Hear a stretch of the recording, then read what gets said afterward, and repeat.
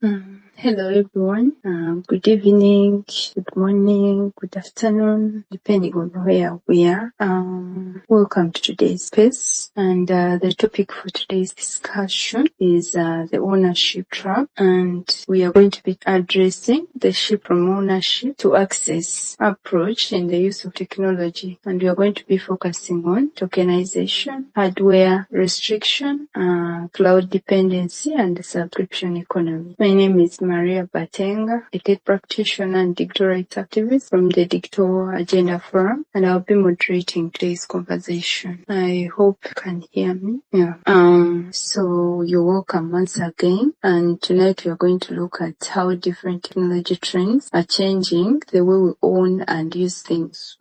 Yes, we are going to be looking at how different technology trends are changing the way we own and use things. And we are in a time where I believe all of us are living in this era of tokenization, where ownership and rights are being represented digitally.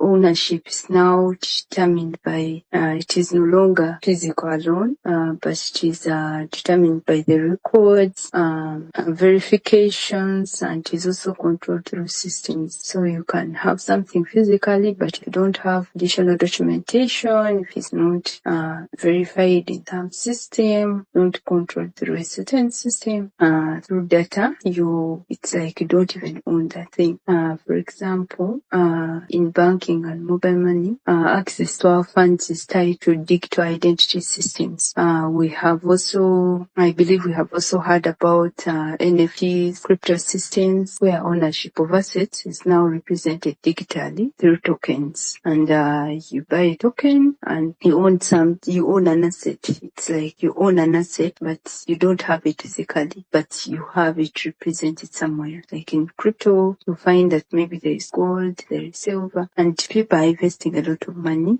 because these tokens are expensive, and you have some form of ownership, but you can't physically touch it. It's just a representation in a certain system. We used to plug in our headphones directly in our phone when you come to phones, for example, but most new phone models don't even have a headphone jack. Laptops too, we are seeing they now have fewer port options. Like maybe you have like one USB port, you will have no HDMI port, Ethernet ports. They have all been removed. It's like these devices are closing themselves off and pushing us into wireless systems, and it's like we have no even a choice in this. There is also a time we used to buy, install software and use it offline, but today even using these simple tools like the office tools like Word or photo editors, it requires you to be connected to the internet, yet we are using them offline.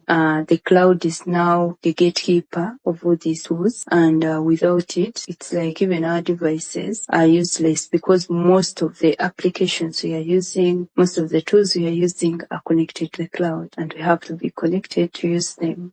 And we have also seen the subscription wave, where you don't just buy software once, but you keep paying monthly, continue using it. You don't buy and own it, and you have a license for it, but you have to keep subscribing monthly. It is even seen in other tools, in the cars, for example. They now sell heated seats as subscription. Then you have seen streaming services, like now to even just watch TV, you have to subscribe to Netflix, you have to subscribe to Hulu, you have to subscribe to Prime Video to just, watch TV. So all these streaming services, they have kind of split their content on different platforms, and you have to subscribe to all those platforms to watch all that content. And it is not only expensive, but it's also now keeping us again that trap of you bought this, but still you need to subscribe every month to this platform to watch, and there are very many different platforms. You need to subscribe to them, just watch your TV. Even here on X, we have seen the same issue with the subscription wave, where recently there is limited access, especially to free users, where you have to make only 50 posts, 200 replies per day. So it is ironic, because when Elon Musk adopted the platform, he said it is to encourage free speech. But now to get unlimited access to free speech, you need to pay for it. But anyway, today we are not here to complain. but we're here to understand how all these changes, the hardware, the tokenization, subscriptions, the cloud dependency, how they all connect, and the agenda behind them, and most importantly, what practical solutions we can come up with so that as individuals, as organizations, or as nations largely, we don't lose control and flexibility in our use of technology. And for tonight, we have 3 speakers, and would like to first confirm their presence. The first speaker is Naevare Dominic, founder and CTO at Grandview Tech. Please confirm if you're on. Dominic, please confirm if you're on.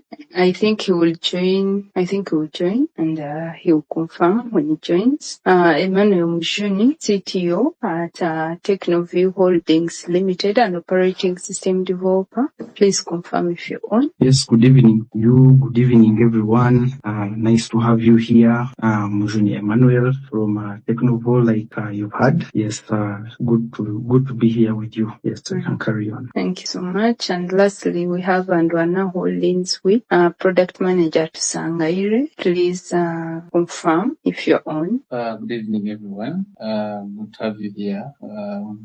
Thank you. Thank you so much for joining us, our speakers, and for taking time to contribute to this conversation. Yes, Dominic, I wanted to start. We wanted to hear from you first. Thank you very much, Mary. Apologies for the network issues. Much appreciated for being given the opportunity to discuss about tokenization. My name is Dominique Naevere, founder, CEO, as well as CTO, Grandview Tech. Thank you very much for the opportunity. Thank you so much, Dominic, for joining us, and thank you for taking time to contribute to this conversation. We are grateful. And as I said, I wanted to hear from you first, and that is in line with tokenization. As you've said, you hear talk about tokenization. And my question is, when we talk about tokenization, we see that ownership is increasingly becoming digital, where assets, rights, and even identity are managed through systems that define and control access. So how is this changing the real meaning of ownership today, and what is to be done to stay aware and maintain control within the shift? Dominic, over to you. Thank you very much, Mary, Yes. for the question. And for starters, I would say that we are living through, I think we have the biggest opportunity to relive through the .com era, but in a different phase for starters, because for those who had the opportunity witnessing the internet early 2000s, the evolution over time of the internet brought about different services, different jobs, different economies, dependent on the digital economy as the birth of the .com era. So this is what we are seeing repeat again, and tokenization being a key aspect. I would also like to refrain before most of these things. This is my personal opinion, so kindly keep that in mind. For tokenization, in simple, how I would say, it's more or less the ability of us digitalizing a lot of key aspects, but not mainly focusing on one, because this is looking at stocks, bonds, real estate. You're looking at the blockchain come back to life. You're looking at the cryptocurrency narrative come back to life. So in a nutshell, I would describe tokenization as basically the process of creating digital representation of ownership for real world or physical assets on the blockchain. In the early 2018s to 16s, even 9, some individuals around Kampala had a better understanding of blockchain through cryptocurrency. But then now tokenization takes it a step further and opens it up to the public. And the benefit, or this is not something that is being done in secrecy or something that is fugazi or fugazi, but it is something that is backed by U.S. federal law. Now, the main emphasis of why tokenization is being pushed mainly by Larry Fink, if I'm correct. This is an individual who is in charge of one of the biggest companies, which oversees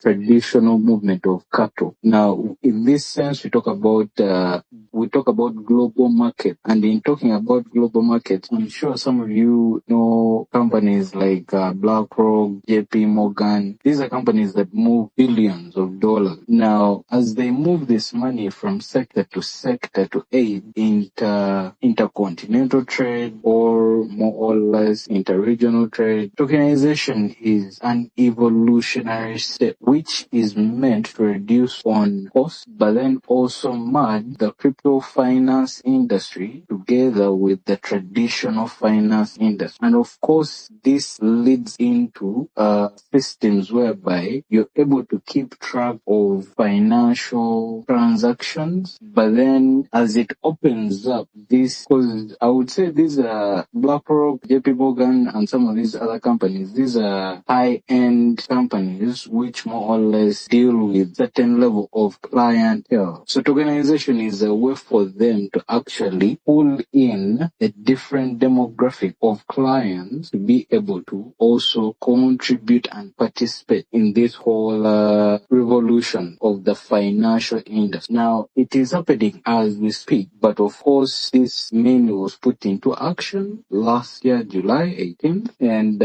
it's mainly, I would say, an investment vehicle that you see heavily taking place in first world countries. So if I was to go down into major details in particular, I would say one of the biggest, of course, technology is a bit of a double-edged sword. Some aspect, of course, you're looking into the aspect of digital IDs tied to digital wallet for those who have dealt into cryptocurrency, but then at the same time, it's the same narrative, just as how you transact in a bank. A Ugandan does business with a Chinese, you share the details of the person who's going to receive the money. So your ATM card is like your digital ID, though in a physical form. So what tokenization is trying to do, in important, it gives you the ability, one, to verify an asset building off of the principles of blockchain, which is meant to be decentralized in the sense that it is open. A record is kept and fixed. So this means that in terms of fraudulent investments, you are safeguarded from fraudulent investments because these records are openly available. They can easily be accessed by anyone in, let me say, federal aspect. So tokenization is a way of actually, for example, for those who have been keeping track on the Dangote IPO, just as how you get the opportunity to invest in the Dangote group, that is the same opportunity tokenization gives you. So it's a new method of invest on a global scale, but with much more less restrictions.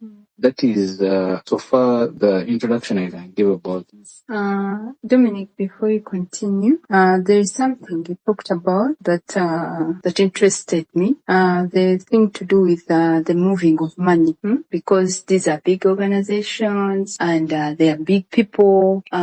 So if they are trying to move money, big amounts of money, you say that it is an evolutionary step to reduce on cost. Could it also be, given that most of these systems, as you said again, are decentralized, and from what we've known about blockchain technology, is that strong encryption where they're like, these things, it's hard more like to track, so to say. Could it also be a means of moving these huge sums of money? Could it also be a way of dodging taxes, a way of money laundering, especially with the tokens, with the NFTs, with these crypto coins? Will it also be a way of money laundering that doesn't look like it's so illegal? And because when you talked about that, it brought me back to what we are looking at, because one of the objectives of this conversation is to find the agenda behind the things. So could it be like these are some of those things that need to be done, and the rest of the people are just victims because of what these few people want to shield themselves from? Thank you very much, Mary, for that submission. And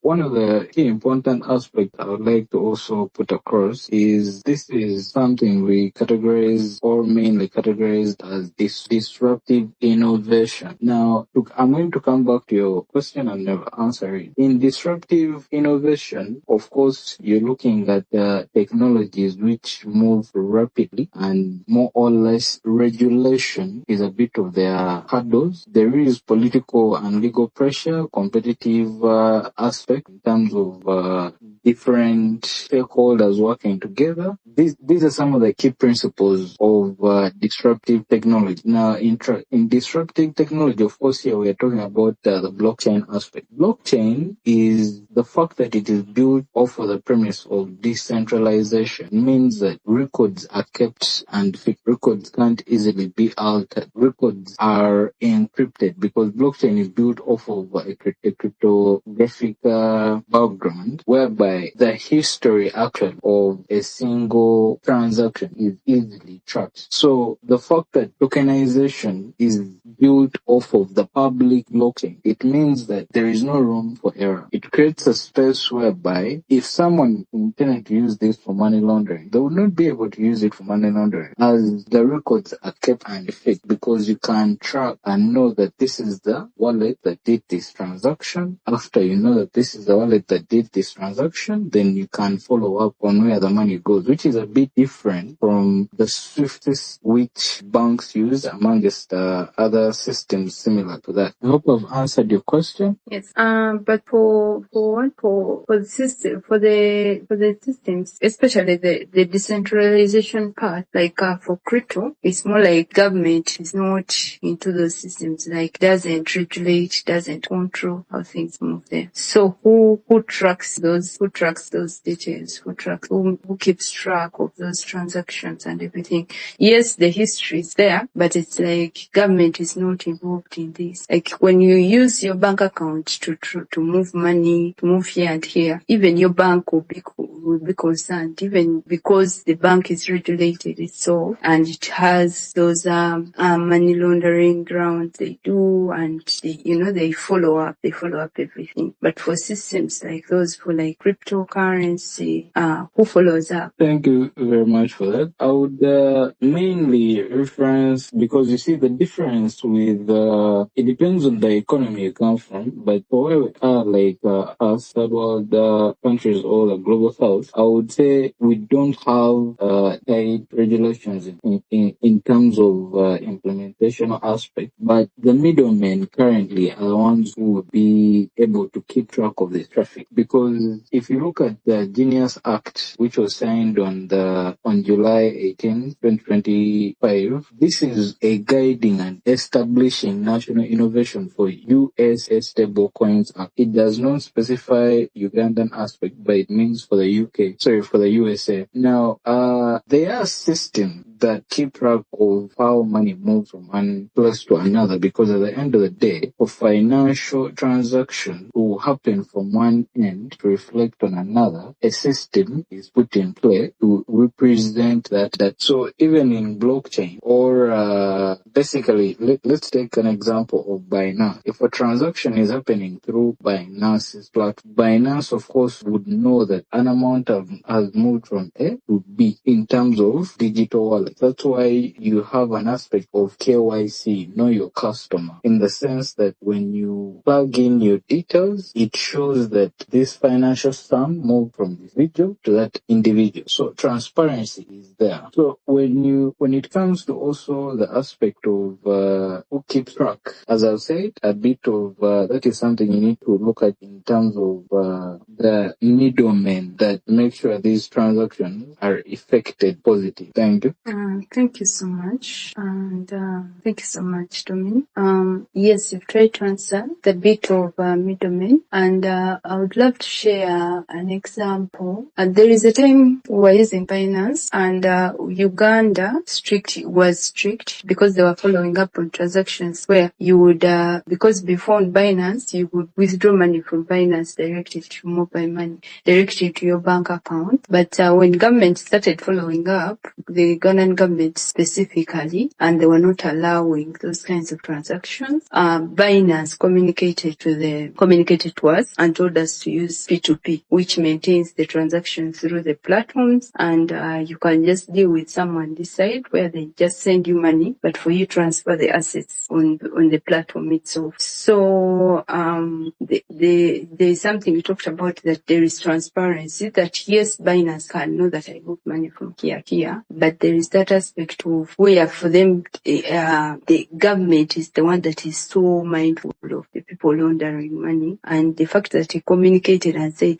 this is what the government is doing, so now you guys work within yourself. So even when you're sending the money to someone, you will not even put the reason, maybe I'm buying crypto, I'm buying what, because it will show. You just send them money, and the government thinks maybe it is for something else. For you, they decide you transfer the assets. So I believe there is maybe that gap that can identify that why there is transparency and these platforms can know, maybe they are not so mindful, so there is maybe that gap, that room for that. Yeah, so you can continue, Dominic, when you get done. Okay. Because that was just like a follow-up question on what you're saying. No worry. Not to delve into too much, but I would say basically on an overall aspect, tokenization is giving us the ability, let me say, for example, a Ugandan to own an asset in Dubai with a smaller amount of money, because once that asset is tokenized and fully registered on the blockchain, it gives you the capability to have that asset then listed. When that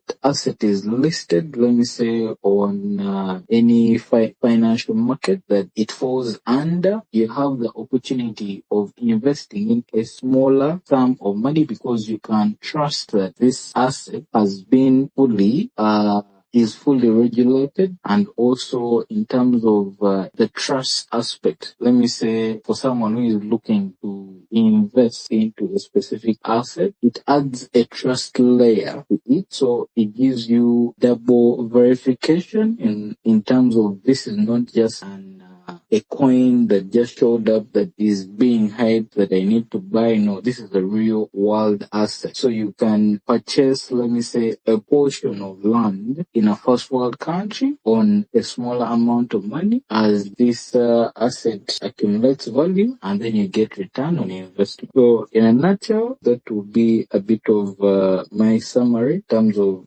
how tokenization works. And not to take most of the time for other speakers, I've used 30 minutes personally. I'm the CEO and founder of Granville Technologies. You can reach out to us for any AI aspect related questions or consult. Thank you. Thank you so much, Dominic.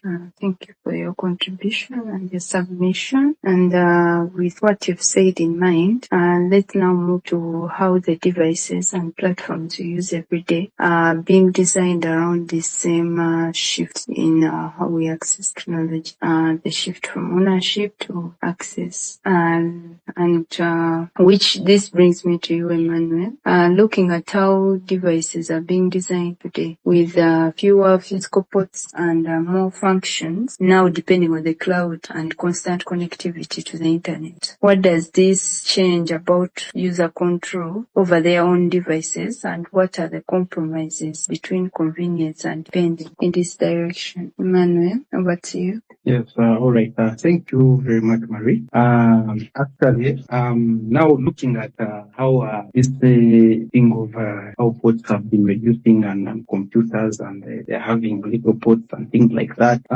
It actually it reminded me of actually sometime when I was watching a movie, and these guys their phone was in like their palms. Like you would pick up a phone from your palm palm. I think whoever wanted to own a phone, I think the doctors and whatever, the phone would some way be fitted in your palm, and then you would actually hear your palm ringing, and you pick up your phone from the palm. And then actually, if you wanted the video call, you would actually look for a glass, and then the person you're talking to appears on that video on the glass, and it's all projecting things and things like that. Yeah, but away from that, as we can see from the time that has passed, the history of computers and things like that, you will realize that from back then, these computers were occupying a big space. A laptop, if actually any of us was shown a laptop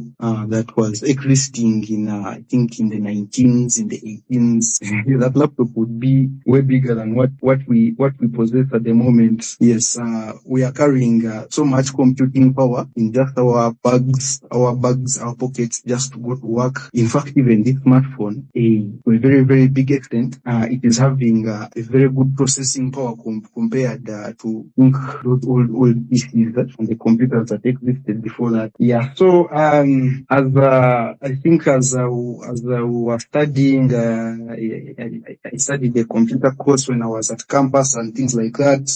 We were introduced to a certain topic called green computing, and that topic was as we were explained to what it meant was, the nature is green, and then there was that mix of green computing and how the computer industry day by day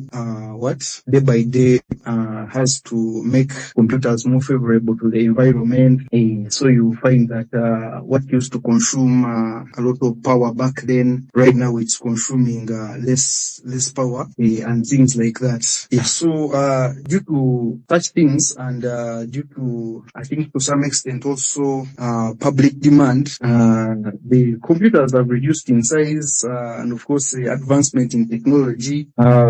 Also, someone would actually really feel good to carry a portable phone, a portable laptop, would love to carry it around and things like that. And as time has gone on, as they were, improving these machines, some things have been removed. Like we talked about those ports, like how you introduced earlier, the ports day by day, it's like they're reducing, and that had to follow suit to an extent, because definitely some ports were bigger than the rest, but then to the other side, of course, it has held its toll on things, because right now, I think right now, the way things are right now, it's very rare to get a laptop. It's very rare to get a laptop which actually reads a CD. I don't know if some of you watched that trailer that was coming through before this space. We're having laptops that can't read the Ethernet cables and things like that.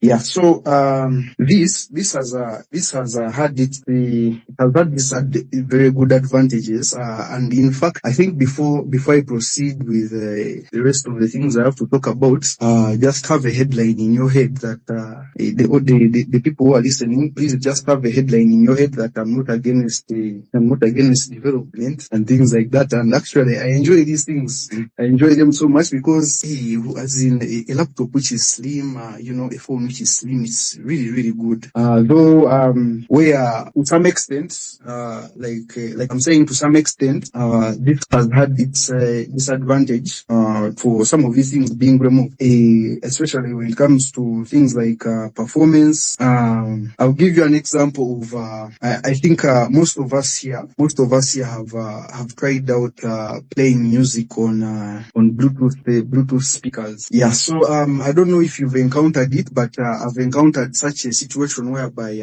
probably I'm playing music from my phone, and it is to a Bluetooth speaker, and at that same exact time I'm connected operate Wi-Fi. To some extent, I don't know about, but to some extent, this music to some extent comes out funny.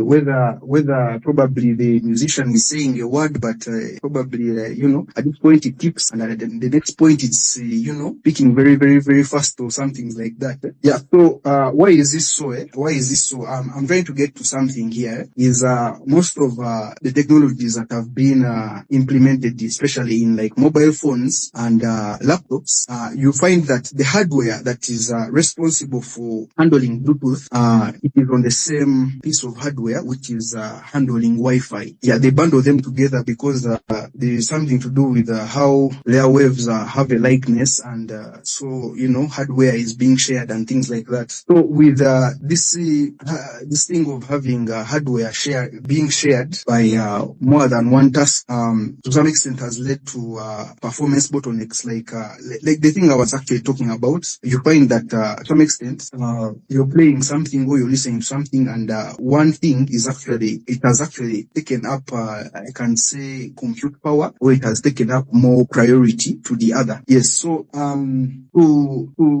the producers who make laptops, like again, please remember, I'm not against development. So the producers who make laptops and computers, where you found that they have removed a certain ports, there has been a workaround. If they have told you, I don't know if some of you have heard of HDMI ports. They do with video, right? You're having this HDMI port on your computer, and then you're able to put a wire and then show everything that's on your laptop to a TV or a projector. Yeah. So they have had a workaround because you bought a laptop and it's lacking, for example, the Ethernet port or the Internet port, how most people call it. They have had a workaround whereby now it doesn't have the Ethernet port. It's now using Wi-Fi.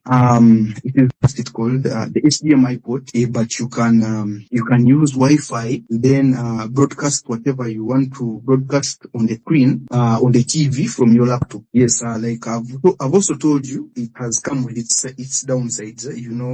At the moment, this same hardware is being shared by Bluetooth. You're also using Wi-Fi, and okay, now actually you even have to broadcast something to the screen. Yeah, so they have had workarounds because if you've got a laptop, it's not having these ports, and like I've told you, these workarounds have sort of reduced performance because back then, if you would have had like a port which is just meant for Ethernet and strictly that, and mind you, by the way, these technologies, especially the wired technologies, giving an example to these wired technologies, on a large scale, they have been proven to be more faster than the other. Yes. So there has been another workaround which has led to the introduction of these other devices. These other devices called USB hubs. Now these USB hubs, I think I'll share a picture of this USB hub in the comment section so that the audience can see. I think it's loading. Yeah, technology is good. The picture is up. Now the USB hubs, I think the audience, if you're listening in, you can check the comment section. I've posted a picture of a USB hub. When you look at that device, that is the device that has been brought to help integrate with legacy systems. But honestly, just look at it, and you will come to the factor that I was talking about earlier, that you're having a lot of let me actually call it traffic. If on a certain day this whole device is loaded, I would like to actually talk about how this whole competition can come about, because looking at that device at the moment is that you can see here it is having on the far left, it's having the internet, the Ethernet port, and it's having the VGA, and now all those things connect via that connecting to this hub, and that outlet, that only outlet you're seeing there is the outlet that goes to the laptop.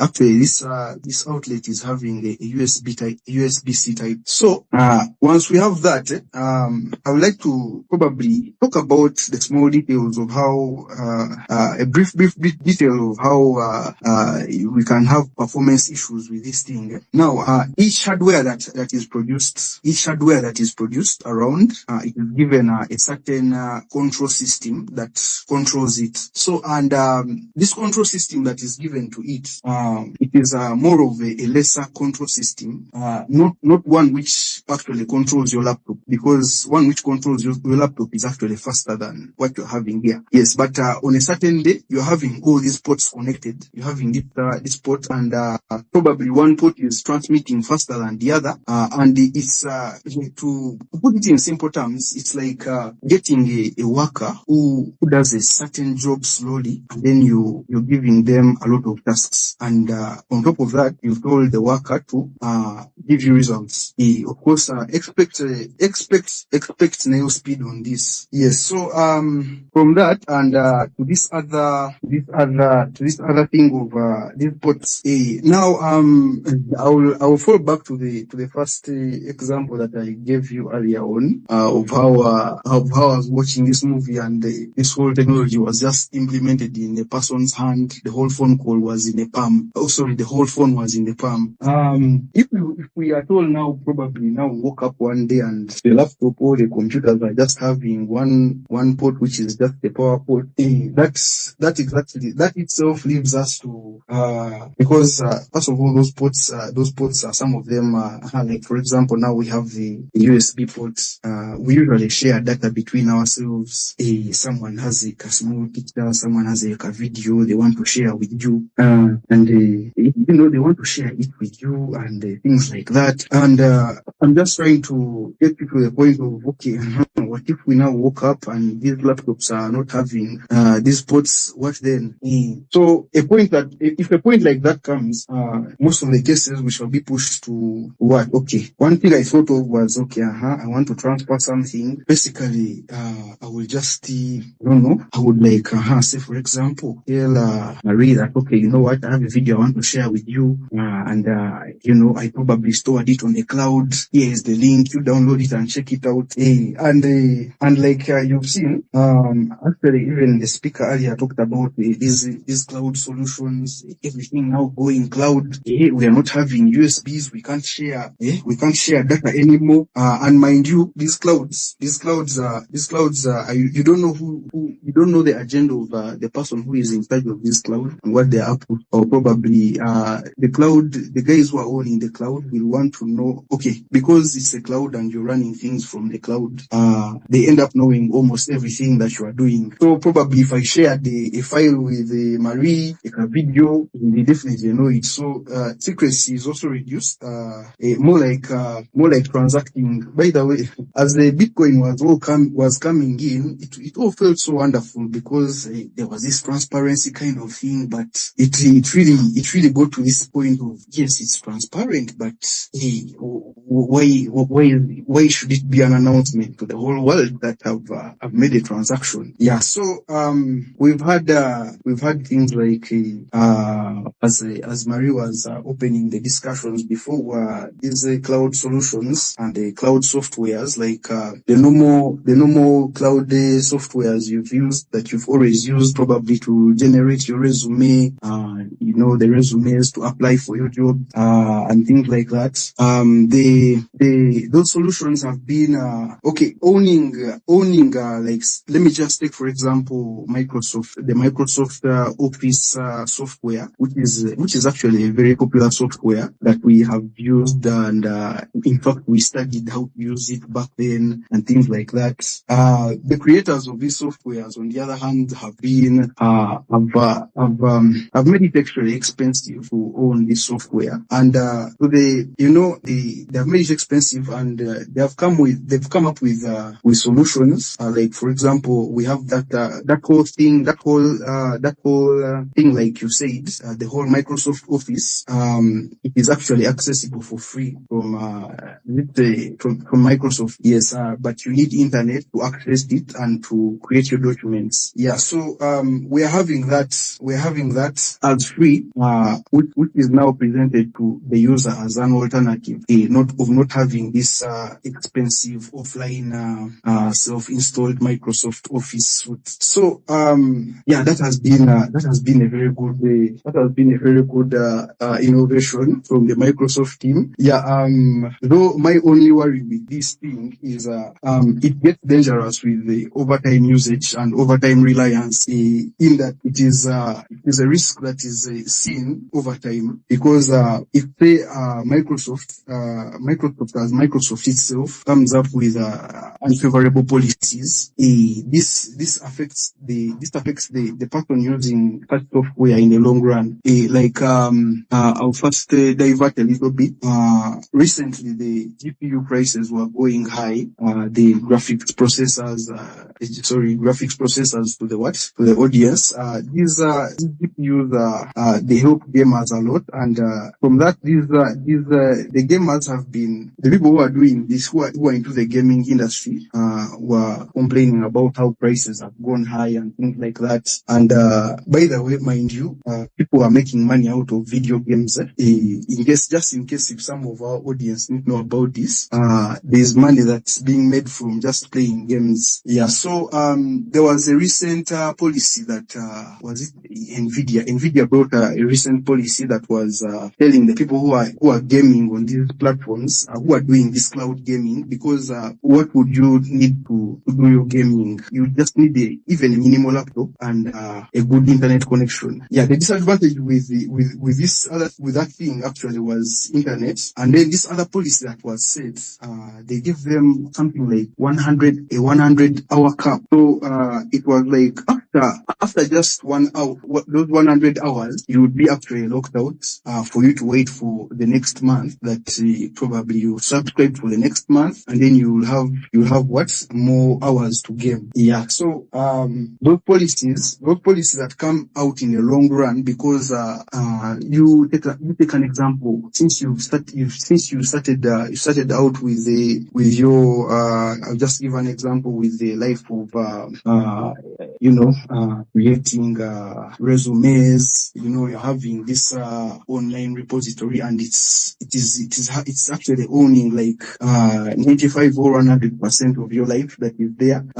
When it comes to some unreliable, some very, very unjust policies, is that you're only left to only accept, because in the long run you've been putting this whole trust in that and everything on the cloud. So there was that, and then I think I just talked about the increased surveillance, because like how came up, once this thing is bundled with the digital ID, they definitely now have more information, because right now I cannot share a file without the higher ups knowing I shared this file. I'm actually even applying for a job. There's this resume that I've been working on the cloud, and things like that.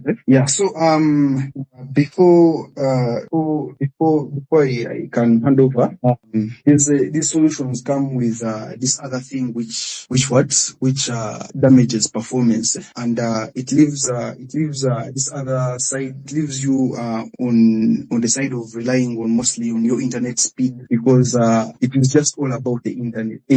Just take an example of, you just want to share a file with a friend, and what do you have to do? There's something like for you on your end, you'll have to do, I think, like one step, and also on their end they'll just have to do one step. Yours will be to upload, share the link, and for the other person, they will just need to download, access the link, download it, and for where it would have been, give me your flash disk, I give you this.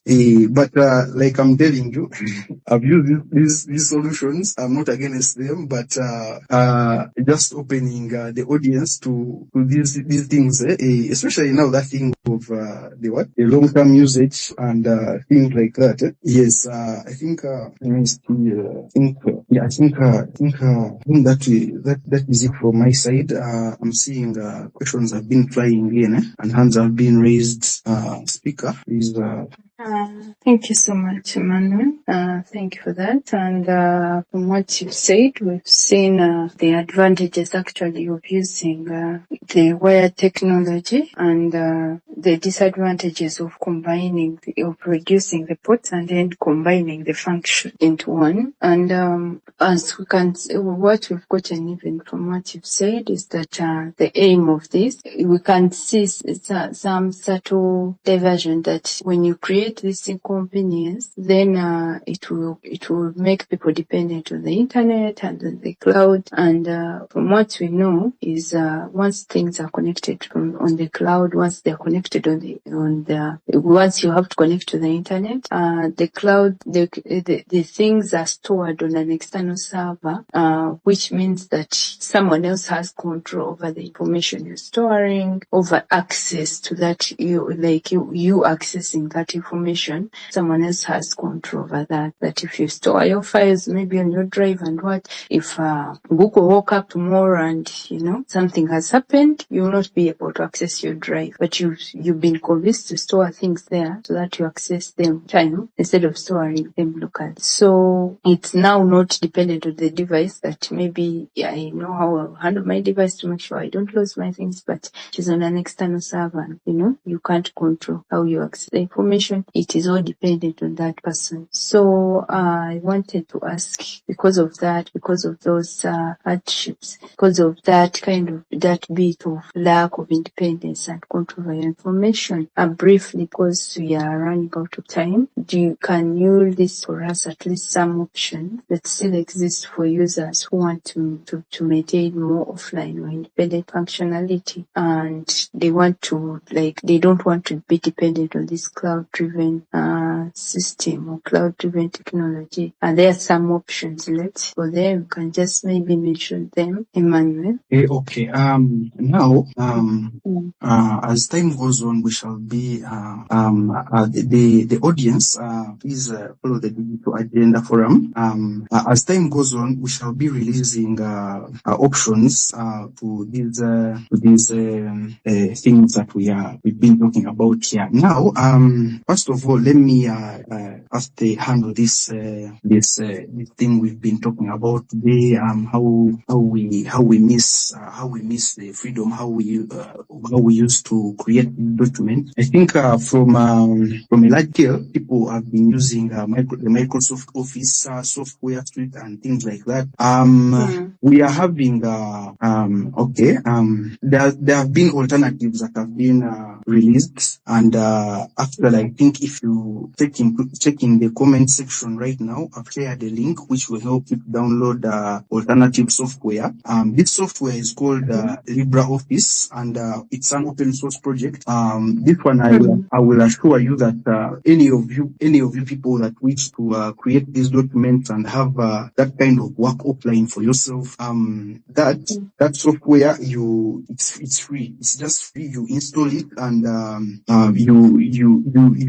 donations are free. If you've used the software and you feel like you need to probably appreciate the people who created it, the donations are free. I think for today's example, as we talked so much about these document creation softwares, you can have that. It is totally offline. It is totally offline, and for other things like storage, I think for those ones, like I've told you, other things they keep coming in as we discover more things at the Digital Agenda Forum. Just follow. We have a newsletter. We actually talk about these things, and we provide alternatives. But for today, anyone who has been having problems, because I've seen this on a large scale, someone downloads Microsoft Office suite, and then they're like, hey, it's asking me for registration, things like that, and then So this alternative, it has things. It is made out like the Microsoft Office kind of thing. It very, very much looks like it. Other things the things would have used this side. Actually, it also even opens those Microsoft documents in case, for example, some of you had designed them the other side. You can. This is a very good alternative because is free, and it lets you appreciate the developer with any amount that you wish to put forth. Yeah. And I hope people want more details, they can maybe reach out to you. And maybe in the comment section, if you have any other solutions, you put them in the comment section for the audience maybe to see for the options for these other things.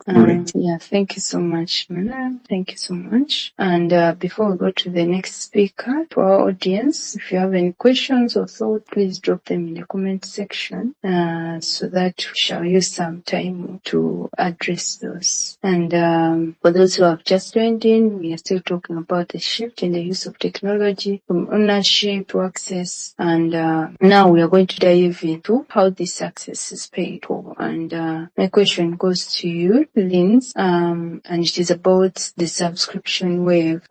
So what is really driving this subscription model, and how is it changing the way users experience and afford services? And according to how you see, how do you see this trend? Like, where do you see it heading? And as more things that shift to this paid access, to this subscription-based access, where do you see it heading? How is it changing the way we use and experience and also afford services? Yeah, over to you, Linz. Thank you, Marie. Thank you, Emmanuel and Dominic, for your presentations. Really nice.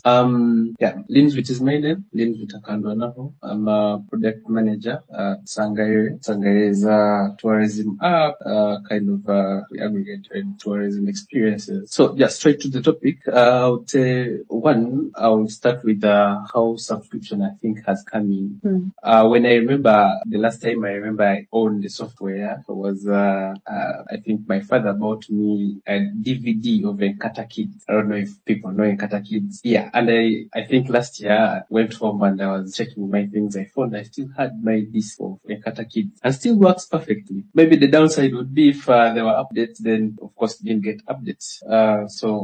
Then brings us to a discussion of subscription. I think we are all now in that trap of subscription. Everyone at least has subscribed to something, either one way or another, whether free or paid, but someone has subscribed to something. So I think subscriptions or software as a service was brought by Salesforce. I think they're the people that first tested it and it worked for them. Then maybe these other people, Adobe, then carried on with it. So what has enabled the subscription or model is mostly connectivity.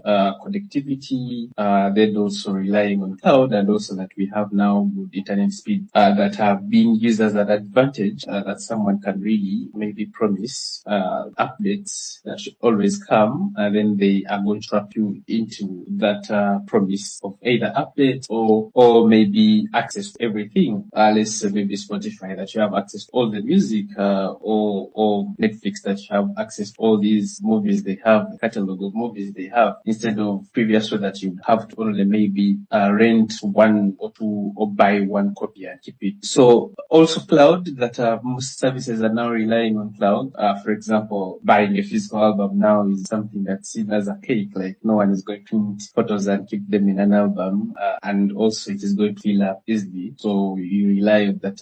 There's cloud. I can save as many as I can, and I can always expand the disk storage. Also, it is easy to share from one person to another. Like, I don't need to send a physical album to maybe in the US. If I have a friend, I can just share them a link on my album. They scroll through. So I think those are the things that have enabled that, but also the tools, maybe the open source part of us that are developing, not giving that a thought of different functionalities that can also become open source that someone can always keep, or also not knowing alternatives of where I can get things. Now, for example, there's an open library that is free you can always sign in and maybe rent a book and take it back, or can always read instead of paying or subscribing to another platform. So one is ignorance, but also another one is that us expecting the best from maybe the big tech companies that I think if something is done by Google should be good, then I should pay for it, to give me the best. But also sometimes it is actually bringing maybe similar features, or it is better semblance really from the rest of what is existing that we have that is not for subscribing. Yeah. Another thing I'll talk about is maybe now that that is the future of subscription really is we may go back, we may circle back to actually that the competitive advantage now they have is actually combined features that are more than one keep the customer coming back, and also now people have subscription fatigue, like I cannot pay for Netflix and then pay for Amazon and then pay for this. So you find maybe a service that is going to group all the things all together, and you're paying like one subscription to one person that is doing maybe like a group buy for you into one. That's where I see the future of subscription really, that maybe we may not pay it in chunks, but pay it to one person that really delivers what the rest are delivering into one, which still may bring us back to actually as if you're owning for something already, and you don't have to go to multiple service providers for different subscriptions. So for example, if you're paying for Google One, they have Red Space, you have they're giving you AI, they have ABCD. So you're like paying one subscription for many services that are combined, like a group buy that you're doing. And that's where I'm seeing mostly the future of subscription model. That's where it's going. Although still, we are still in the trap that everyone is going to rely on that. And the only way I think maybe of fighting it is all people that have been fighting that is the people of open source that are trying to develop these softwares that don't really need to rely on subscriptions. Like the previous speaker said, Emmanuel, that for example, LibreOffice, you don't need to. Marie, back to you. Thank you so much. Thank you so much, Linz, for what you've shared. And there is actually a question. It was going to Emma, but I think it can also cover what I talked about, especially with it can also go to talk about the subscription culture. It comes from Fish and says Emmanuel's submission on the introduction of minimalist design on tech gadgets is informative. I, however, find the innovation as a loophole to rip off users to the profit of the manufacturer. For example, if I would have purchased a new laptop having its spots, that would be a single cost. But if I have purchased the US hub separately in addition to the laptop, then it's financial exploitation. It's not actually a question, it's just an addition or a comment on what has been said. But I think, so I wanted to ask you, Linz, isn't it the same thing with the subscription culture? That, for example, now for Google with Gmail, where all of a sudden everyone's Gmail is full. Everyone is receiving a warning regardless of when you opened your Google account. It's like almost everyone all of a sudden they're receiving an email that their accounts are almost full and you have to subscribe to get more storage. So, do you see it as that way, that maybe it is also another way to rip off? Could that be one of the agendas behind, like to make more money off something that someone would have bought and owned at one, and now they have to keep paying for that same thing, or they have to keep, like someone would buy a laptop, the way someone would buy a laptop with all the puts on, then they start selling it in bits, like I have bought a laptop with minimal work, now I have to buy a bus, and I have to buy a USB, a dock. So couldn't that be the same thing with these, with the subscriptions? Thank you for the question. So I think there are two sides to if it's a coin, there are two sides, of course. So one is let's look at the hardware itself. We have hardware that has been improving the development, innovation, and everything. But now, what we usually face, if maybe you're a product manager, anyone here that is a product manager, you will say what you face is backward compatibility. Do I go with what is existing now, the future, or do I also keep supporting the backward technology? For example, maybe USB-C is the standard right now, right? But then you find maybe someone still has a USB, the old model. So usually is that they look at the majority, but also what is maybe going to be cost effective when they're producing a unit. So instead of maybe, for example, if we're testing a feature, something like if I'm going to put a USB-C or I'm going to support backward compatibility, I'm going to put that feature on one million units, how many people are going to use it? Is it 3? Then is it worth, if it is 3 people out of 1 million, is it worth putting, or it would be better actually someone to buy something that would help them be compatible with the backward technology? So yes, one, it can be seen in that way that they are trying, for it to make sense economically how much they're putting in to make a unit. But also on the other side, yes, it could be that they are trying to save and make as much profits as they can. So the side of maybe subscription, for example, let's say Google.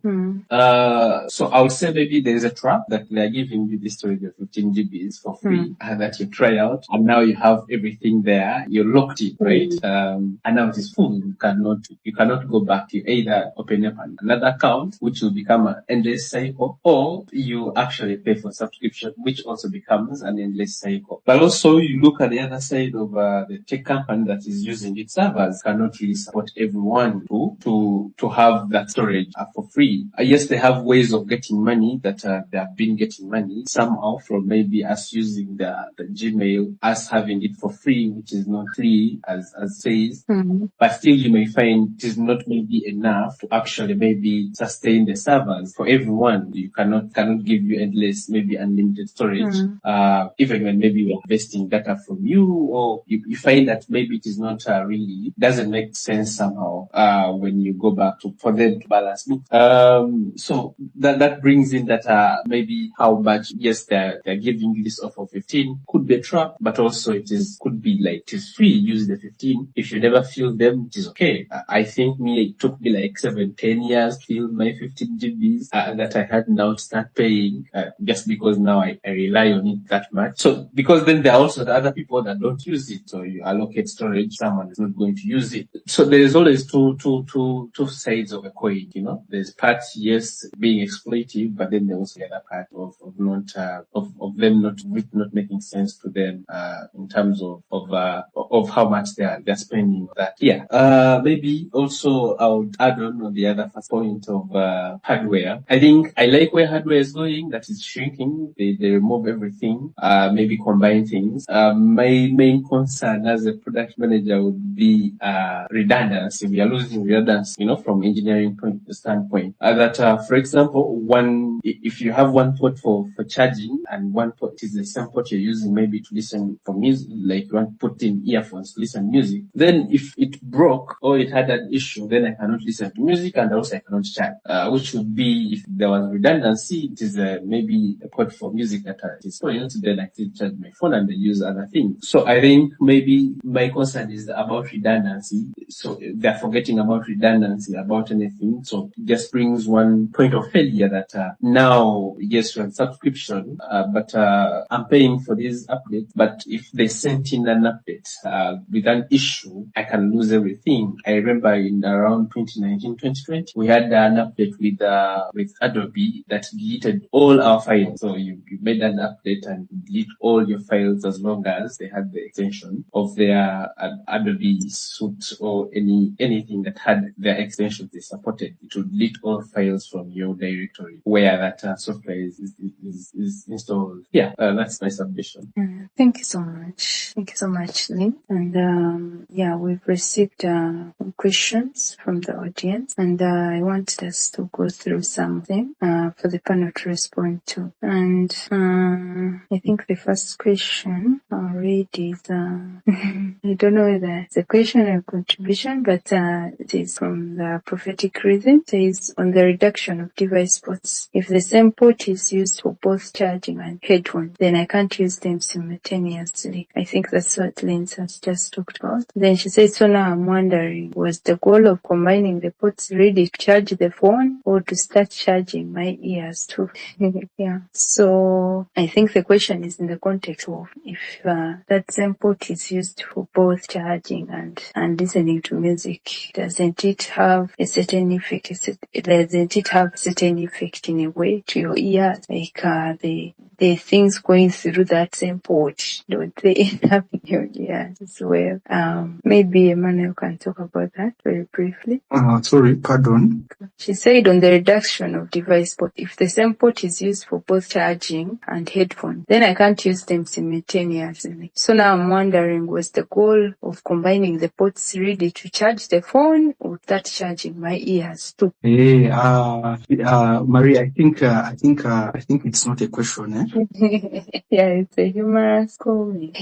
Yeah, and there's another question as well where someone asked, said it is from Steven Semigabo. He says, how does all this tie into the own nothing and be happy globalization agenda? I think Emmanuel can answer that. Okay, so from Steven's question, I was actually thinking about it, but I think from the example, how I can relate to this own nothing and be happy is for example, for the other thing I talked about of how gaming has started going online, and actually, in fact, even our stories that we just talked about, we actually, yes, fine, we own the space with the space. Say for example, if we've subscribed for I think like 1 TB, we own it at the time of the subscription. Once the subscription is done, usually it now starts falling in the hands of the whether you keep subscribing or so. An ownership, but let me actually just call it a limited ownership to some extent, because it is honestly it doesn't beat a situation whereby you would have had your hard disk probably stored in your bookshelf that you go and put any amount of files you want on it. Probably maybe even there's some hardware that has been brought up which you can actually use to merge one hard disk with another, and then if you had like one hard disk which had 1 TB and then you're having another one with 1 TB, it merges them together to just make you actually see 2 TB and you can actually store all your files there. Yeah, so I think it comes in with that. And also this side of gaming, how gaming was made cloud gaming, this cloud gaming thing, where guys are no longer now buying computers with very, very good performance, and now they just have to rely on the clouds. And now the cloud, like I've told you, you actually don't own it. You own it at the time when you paid for it. Once subscription is done. Yes. Hello, Emmanuel. Yes, hello. Yes, I'm done. I'm done submitting. Thank you so much. Thank you so much for answering that. I think the rest are mostly comment and contribution. There is someone who asked, hello, is there any way my document can be backed up automatically on Cloudbase? Linz, can you help us? Can you help answer that? What is the context of the question again? He's asking, is there a way his documents can be backed up automatically on cloud space? Yeah, so depends on what service they want to use. I think most people use, for example, I'll give an example. I think I mostly use Google products. So you could just create maybe a folder.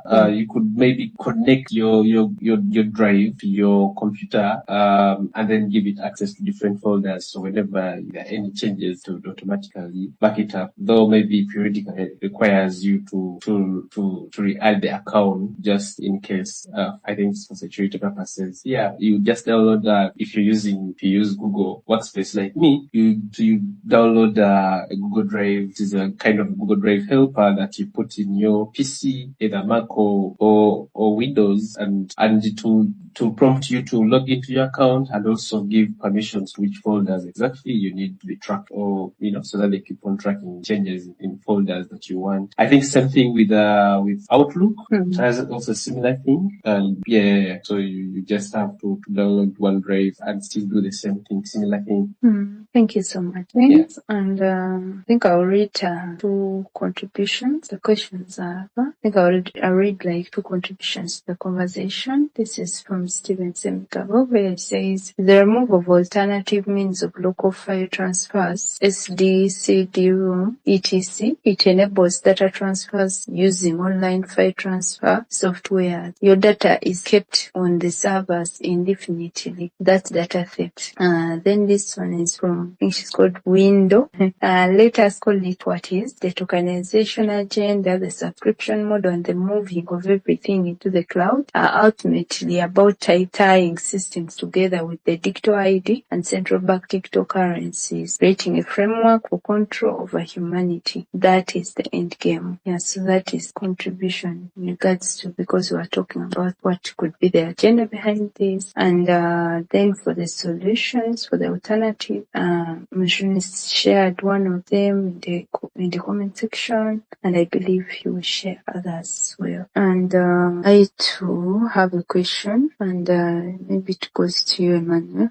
With everything we have discussed tonight, so as we come to a close, we have discussed about tokenization, cloud dependency, device changes, and subscription systems.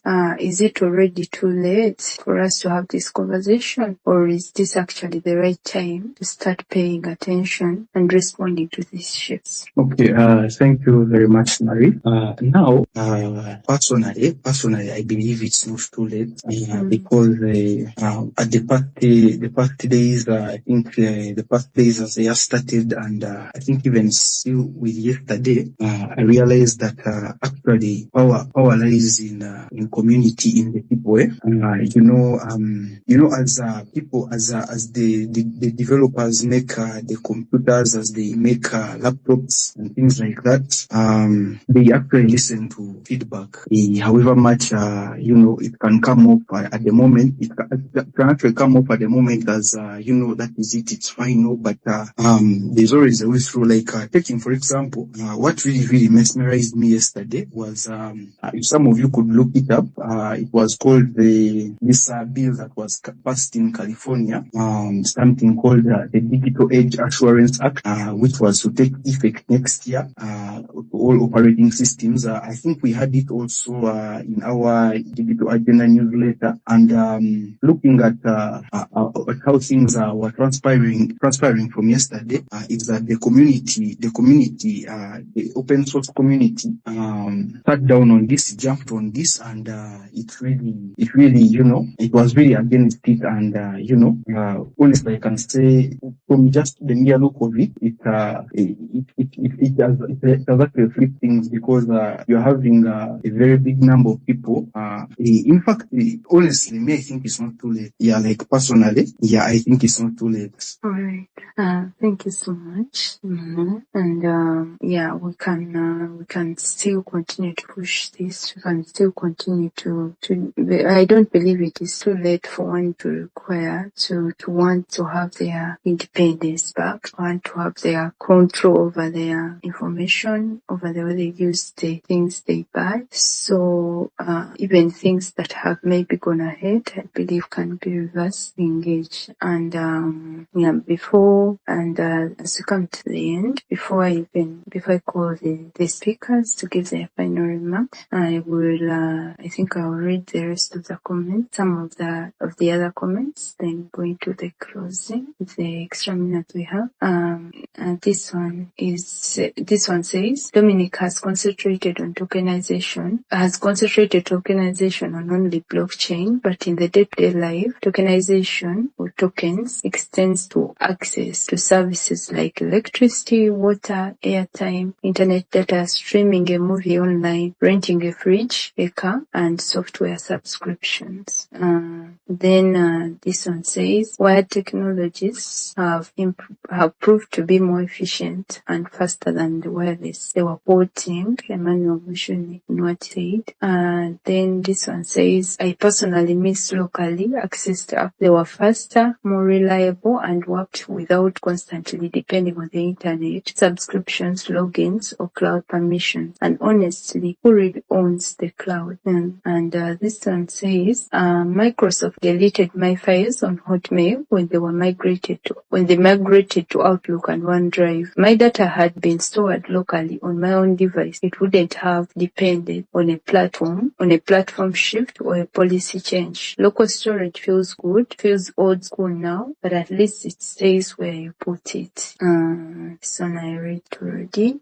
So as a question. Then this one says, the push for standardization was led by the EU. Somehow we can correlate the agenda with the digital ID, digital public infrastructure, and surveillance control. The same thing someone else also talked about. And the last comment says, the agenda is twofold: data collection through the software service, cloud services, and leaving the user with no optional data storage for complete dependency on big tech. Yes, and so those are the comments we had. Some are contributions to what was said. The questions were already answered. So now I think we shall go into the closing remarks, and first invite Emmanuel Mushuni to give us your closing remarks. And since you're a spiritual man, and yes, you can maybe share as you give your closing remarks. You can also share a spiritual perspective of the discussion. Yes, you can share that as well as yours. All right, thank you very much, Harry. Now, as I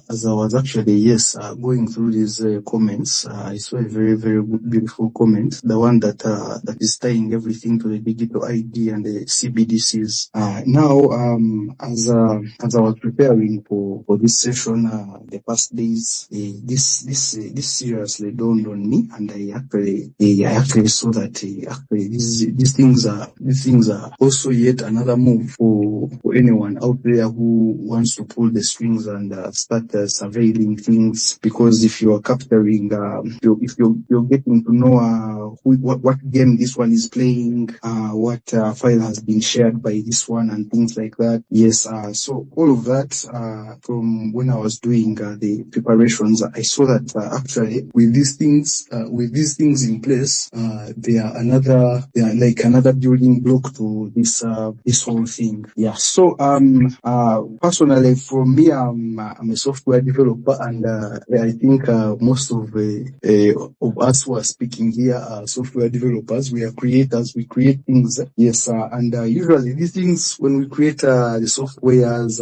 or probably some of you here design hardware, we have this idea. We first have this idea. It's usually the idea first, and then we implement it. Yeah. So from that exact thing, I would relate life to this, because you wake up in the morning, you breathe. I don't think any of us has ever seen something called life, but it actually surely exists. Yeah. So the same thing with these ideas. It's the same thing with feelings. Whether you felt a good feeling, whether you felt love, it's coming from somewhere you're not seeing. And from that place that you don't see comes what has been created. You're thinking of an idea of creating this, you've implemented that. So with the existence of ourselves, just shows you that there is a higher power, which is in charge of things. And since that higher power was able to put us in existence, it is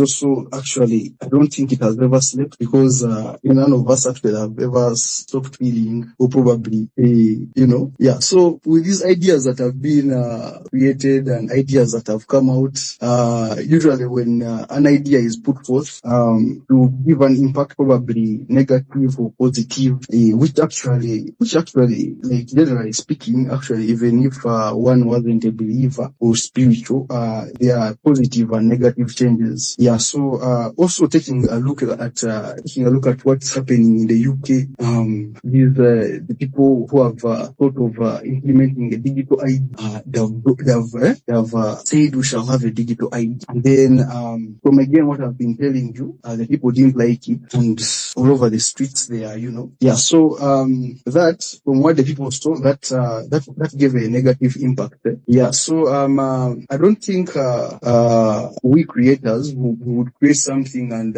hope for that thing to not flourish and things like that, which leaves me to the thing of sharing with the audience that there's a higher power which watches over us. Yes. And the higher power as itself has a hierarchy, just like how you could have a president leading a certain thing, a country, things like that. Yeah. And actually, just from how we would attend a workshop, how we would attend, all these seminars. There's always a hierarchy of who is speaking and putting forth something to get you up to level. Yes, just like how it is right here. So it is with the heavenly hierarchy, and the heavenly hierarchy has the Creator has put up offices that we tap from. Just like I've told you, you go to a workshop, you listen to what's coming, what's new, what's yeah. So the Creator has not been sleeping. He has put forth people, just like how you would have. I believe the Creator created us, and from this point, the point where I speak from, an operating system developer, me, he created me to be sharp, and yeah, just like how he created all of us to be sharp, he put in place people that are going to lead his people. Yeah, and the Creator has not stopped operating in that way. The Creator has operated in that way ever since history has had it, ever since the olden days. There are leaders to lead the people who are specifically assigned for that. Yeah, honestly, me speaking, I like computers, and that's what I do, and that's what the Creator put me here to do, to beat up and touch computers and things like that. So we've had prophets, we've had apostles, we've had pastors. Yes, and to honestly tell you this, the higher power is still in charge of our day-to-day affairs. I will talk about one recent prophecy that was prophesied by Prophet Elvis Mbonye. I think I'll be sharing the link in the comment section. You would actually see that from the nothing I've been telling you, from what we don't see, from the realm that we don't see, that makes things happen in the physical. Prophet Elvis Mbonye was prophesied about these CBDCs, and no wonder it came to pass. And this is our day-to-day life. If we've been talking about tokenization, we talked about how everything is being interlinked and things like that. This itself shows you that the higher power that set us forth on this earth is actually still looking out for us, and it is seeing all these things. So like I've told you, the theory of what we can't see is here, it's existing. This is the living proof that the higher power, God, created us. And to some people who are like, hey, you're mixing it up, hey, you're taking, but the things are the same. And if from what we didn't see, if from what we weren't able to see, was able to see these tech CBDCs, then how sure can we be that the God is not involved? Yeah, so the God is involved, and like I told you also, you can't create something and your hopes for it are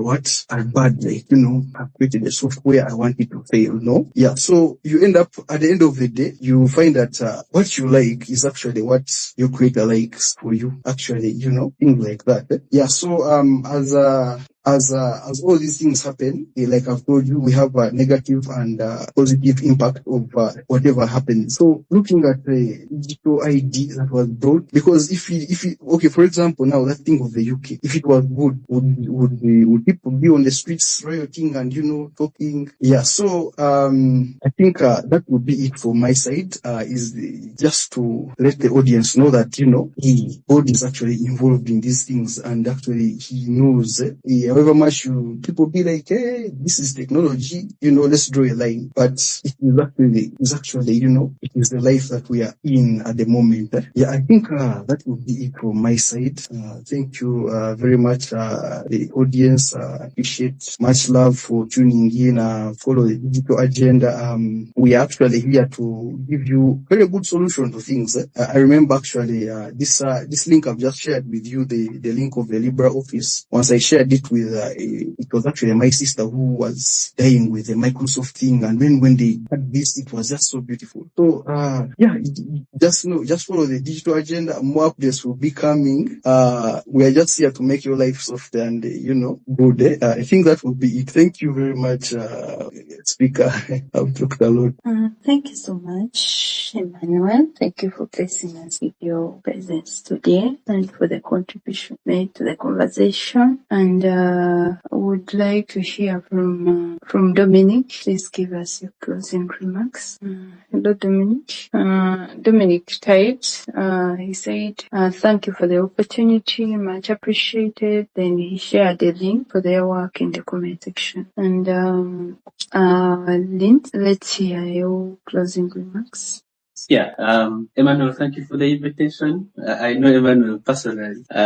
We've come from far with the computer thing. My closing remark would be let's use the technology we use responsibly, and everything is a good evil with our industry of computers. Yeah, thank you everyone. Have a good night. Thank you, Lynn. Thank you for blessing us with your presence today and for your contribution to the discussion. We appreciate you so much. And before we close, let's hear from our host, the Digital Agenda Forum. William, that's you. Thank you, Marie, and all our speakers. Thank you to the audience. The Digital Agenda Forum continues to raise serious questions about technology and how it intersects with society, policy, and power. We are not against progress or technological advancement. Our only real questions are around whether these systems are being used in a way that is taking away humanity, that is taking away the will of man and ultimately the will of God. All they are serving humanity. And our slogan is, tech should serve, not control.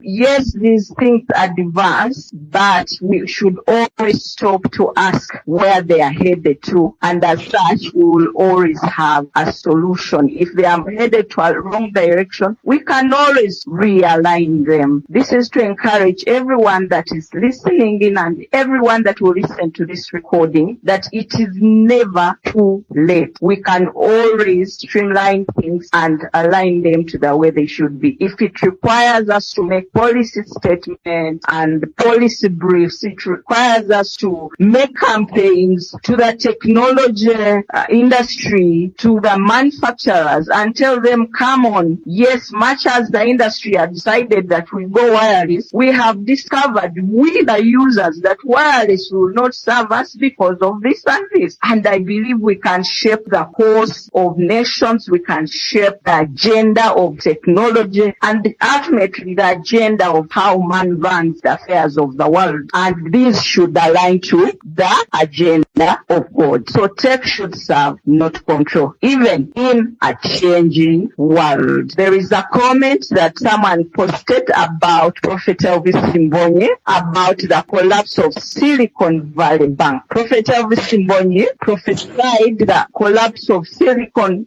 Valley, and it looks like something that is far-fetched, but we eventually saw that prophecy play out, starting with Silicon Valley Bank collapsing, and many tech companies, startups, life science companies, and the rich, the dependents on Silicon Valley Bank are still in the mode of recovery, simply because a man of God stood and prophesied to Silicon Valley. Why? Because Silicon Valley, the hub of technology in the world, should align to technology that serves but not control humanity. It is as simple as that. So everyone that is on this call, we wish you the best, but please join the Digital Agenda Forum to shape technology's intersection with society, policy, and power. Follow us on all our social media platforms on X, TikTok, Facebook, Instagram, LinkedIn at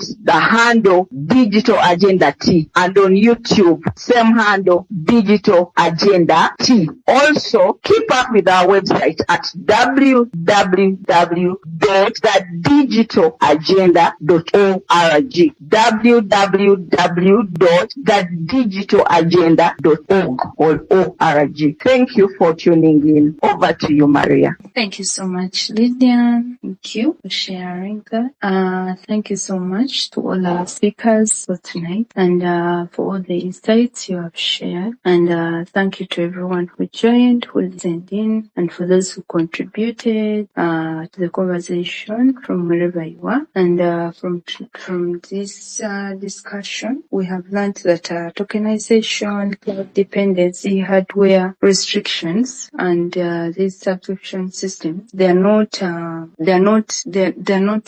operating independently. They are all connecting to each other and towards a certain direction. And that was our topic for today. The shift from ownership to access. Like everything now we are getting, there is that shift that is slowly happening, and it can be seen in tokenization. It can be seen with the subscriptions that devices are almost becoming useless if you don't subscribe to certain things, because you have to subscribe to use everything.